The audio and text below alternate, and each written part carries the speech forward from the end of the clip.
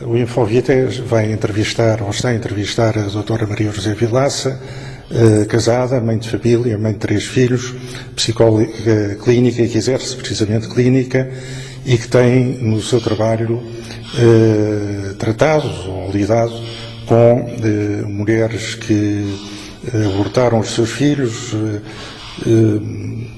e até também com pais que estiveram envolvidos nesses mesmos abortos. Sra. Doutora, fala-se, ouvimos falar, não em toda a parte, uns negam, outros afirmam, que existe uma espécie de traumatismo pós-aborto, ao quem lhe chama o síndrome pós-aborto. Quer nos falar sobre isso? O síndrome pós-aborto é uma perturbação semelhante à perturbação pós-traumática, stress pós-traumático, e que, enfim, com características específicas do aborto, do caso aborto, e por isso é que se chama síndrome pós-aborto. Mas é uma perturbação de stress pós-traumático do corpo. E porquê? Porque quando este tipo de perturbação acontece sempre que as pessoas estão expostas a uma situação de limite, em que sentem como que a sua vida é ameaçada.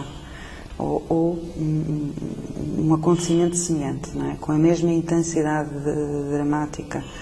E o aborto aparece justamente aqui enquadrado, quer dizer, se nós pensarmos que muitas das pessoas, quando vão fazer um aborto, pensam que se vão ver livres de um problema, o que na realidade acontece é que vivem numa grande angústia essa situação, verdadeiramente, e portanto pensam que ao livrar-se do bebê resolvem o problema e acabam por perceber que adquiriram mais um problema. Mas a situação de angústia que viveram até ao aborto foi qualquer coisa que as ameaçou, digamos até fisicamente e espiritualmente, não é? E, portanto, criou um trauma, todo o conjunto depois, independentemente do facto do aborto em si, que também é traumático, mas todo este processo, não é traumático. A pessoa sente a vida ameaçada, de facto, pela intensidade do sofrimento.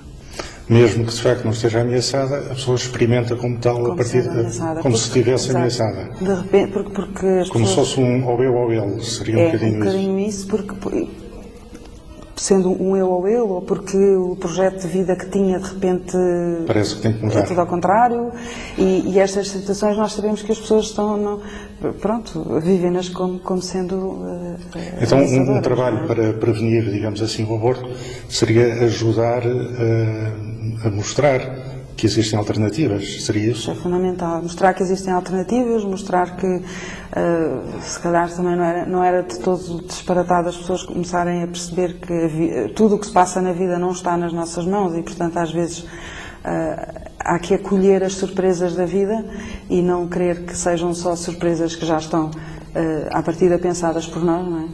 E, portanto, e depois há alternativas que não passem pela morte, porque o aborto é sempre uma morte, não é? E isso, ainda que a pessoa na altura não perceba o dano que faz um dano, fica marcado, não é? Tanto mais que nós sabemos que não há nenhuma mulher que tenha dado à luz o filho que depois se sinta arrependida, não é? Mesmo que tenha pensado na hipótese do aborto, quer dizer, há sempre uma alegria, claro. Apesar das dificuldades, não é? Sim, e às vezes muitas, e mesmo quando é para a adoção e tudo, quer dizer, depois eventualmente o que sente é pena por ter que prescindir do filho, mas de facto não há arrependimento por ter dado à luz, enquanto que os casos de arrependimento pós-aborto são mais comuns. E quais é que são os sintomas principais ou mais marcantes desse síndrome pós-aborto?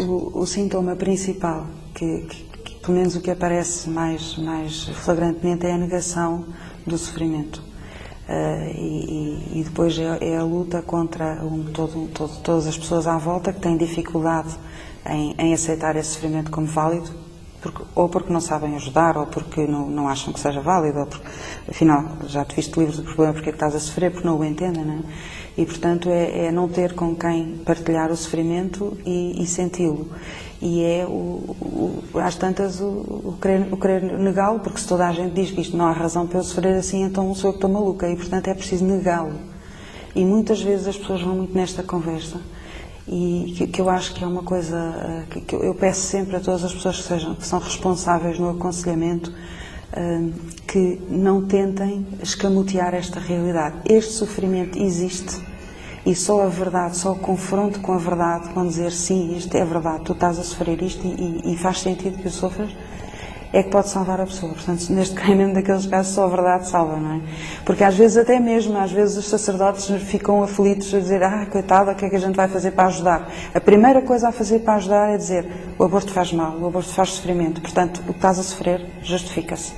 Ou então, vais sofrer, não ter medo de dizer isto. E depois, toda a negação tem características, sei lá, pode aparecer sintomas mais ou menos delirantes, mais ou menos para a alucinação, ou para as depressões, ou para o consumo de produtos, sei lá, há várias maneiras. Produtos que estupefacientes? Drogas, tabaco, álcool, alcoolismo também aparece muito.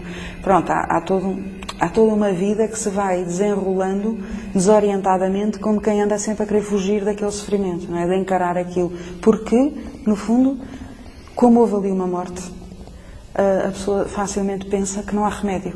E como não há, porque para a morte a gente diz que não há remédio, não é? Como não há remédio, o melhor é fugir disto. E neste caso não é assim, quer dizer, não há remédio no sentido de poder dar a vida outra vez, não é?